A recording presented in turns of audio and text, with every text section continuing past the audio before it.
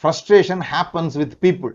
யாருக்கிட்ட நமக்கு ரொம்ப விரக்தி உண்டாகும், யாருக்கிட்ட நமக்கு ரொம்ப ஏமாற்றம் உண்டாகும்னு சொல்லி சொன்னா, யார் நமக்கு ரொம்ப நெருக்கமானவர்களாக இருக்கிறார்களோ, யார் ரொம்ப நம்ம அன்பு செலுத்துகிறோமோ, யாரோடு கூட வாழ்கிறோமோ, அவங்களோட கூட தான் இந்த விரக்தி வெறுப்பெல்லாம் உண்டாகுது பாருங்க. யாரோ ரோட்ல போறவனோட நமக்கு என்ன பிரச்சனை? ஏன் அப்படின்னு சொல்லி சொன்னா, we are investing something in their life. யாருடைய வாழ்வில் நாம இன்வெஸ்ட் பண்றோமோ, யாருடைய வாழ்வில் நாம ஏதோ ஒரு காரியத்தை செலுத்தி ரிட்டர்ன்ஸ் எதிர்பார்க்கிறோமோ, அவருடைய வாழ்க்கையிலிருந்து அது நமக்கு உண்டாகாத போது அந்த ஜனங்கள் மேல நமக்கு கசப்பும் வெறுப்பும் உண்டாகுது. அதான் நம்ம ரொம்ப கவனமா இருக்கும். அந்த ஜனங்கள் நம்ம ஆண்டவர் வந்து நம்மளை நியமித்து இருக்கிறார். நிறைய பேர் பிள்ளைங்கள் எல்லாம் கூட என்ன நினைக்கிறாங்கன்னு சொல்லி சொன்னா, அவங்க பிள்ளைங்க அப்படின்னு நினைக்கிறாங்க. அவங்க பிள்ளைங்க இல்ல, உங்ககிட்ட கர்த்தர் கொடுத்திருக்கிற பிள்ளையா தான் நீங்க நினைக்கணும்.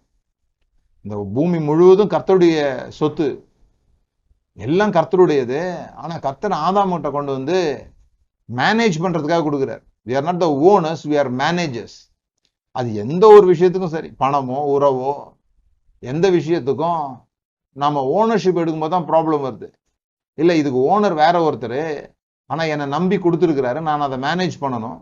திருப்பி கொடுக்கும்போது அவர் என்கிட்ட கொடுத்ததை விட சிறப்பாக 5 கொடுத்திருந்தா 10, 2 கொடுத்திருந்தா 4, 1 கொடுத்திருந்தா 2ன்னு சொல்லி என்கிட்ட அவர் கொடுத்ததை விட நான் சிறப்பாக கொடுக்கணும். அது வீடோ உறவோ எதுவா இருந்தாலும் தேவன் வந்து என்கிட்ட திருப்பி கேட்கிறாருன்னா, கேட்கும்போது இதோ சிறப்பா என்கிட்ட வரும்போது இப்படி இருந்தாங்க, இப்படி இருந்தது, இப்படி நான் இந்த உலகத்துக்குள்ள வரும்போது இந்த உலகம் இப்படி இருந்தது, இதோ இப்ப நான் வந்ததுனால இது கொஞ்சம் நல்லா இருக்குது அப்படின்னு சொல்றதுதான் நம்முடைய வேலை. we are here to manage, we are trusty.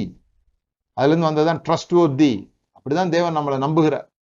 சில சமயங்கள்ல நம்ம அதுல இருந்து மீறிடுவோம். மீறி டேக் இட் ஃபார் கிராண்டட்னு சொல்லுவாங்க. அப்படி ஒரு நிகழ்ச்சி தான் இந்த நிகழ்ச்சி. இந்த ஜனங்கள்லாம் மோசே சமாளிச்சு வந்து இப்போ திடீர்னு ஒரு நாள் பொங்கும்போது அவனோட வார்த்தைகள்லாம் பார்த்தீங்கன்னா அவனோட சொந்த ஜனம் போல அவன் பேசுறான். தேவன் தன்னை தலைவனை நியமிச்சதை மறந்த ஒரு நேரம் அது. அவனே தலைவன் ஆயிட்டான். சொல்றான், நாங்கள் உங்களுக்கு தண்ணீர் தருவோமோ அப்படின்னு சொல்றான். ஸோ முதலாவது புரிந்து கொள்ள வேண்டியது, நாம யார் மேல இன்வெஸ்ட் பண்ணிருக்கிறோமோ அங்கிருந்து ரிட்டர்ன்ஸ் எதிர்பார்க்கும் போது, அங்கிருந்து நாம ஒரு எதிர்பார்ப்போடு கூட ஒரு காரியத்தை விதைக்கும் போது, நிறைய நேரங்கள்ல சில பேர் சிலரோட பழகி அவங்க பிரிஞ்சு போகும்போது கவலைப்பட மாட்டாங்க. சில பேர் ரொம்ப கவலைப்படுவாங்க. ஏன்னா அவங்க அவ்வளவு தூரம் அந்த நபருக்கு நேரத்தையும் எனர்ஜியையும் பணத்தையும் இன்வெஸ்ட் பண்ணியிருப்பாங்க. ஓ இவங்க மூலமா நமக்கு ஏதாவது நல்லது நடக்கும் அப்படின்னு சொல்லி. ஆனா அதுல ஏமாற்றம் அடையும் போது பயங்கர ஃப்ரஸ்ட்ரேஷன்ஸ் உண்டாகுது. ரெண்டாவது,